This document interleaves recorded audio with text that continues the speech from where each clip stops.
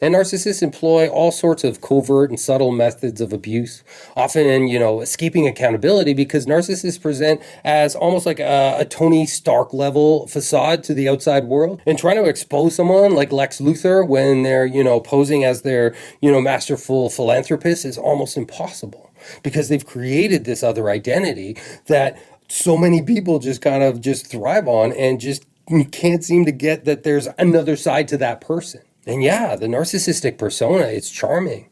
But what it does is the purpose of that charming persona is to conceal, the cruelty and the manipulation of their real core nature. And they're very selective on the targets that they choose. And if you're one of the people that have been targeted, there's a reason for that. And a lot of it is because they actually see you as somebody who's emotionally stronger or more stable and just emotionally aware. And these are all tactics that they don't have. And in order to justify their existence, crushing you becomes their ability to prove that those things aren't necessary in life. And yet they are, because they become vital in even our healing process. And the scars from narcissistic abuse are not always visible. And there is a big difference between the physical abuse and the emotional abuse. Because, physical abusers can leave scars and bruises that we can point to. But narcissistic abusers are far more cunning, because what they end up doing is just planting seeds within their victims' minds that end up growing and festering and become quite toxic.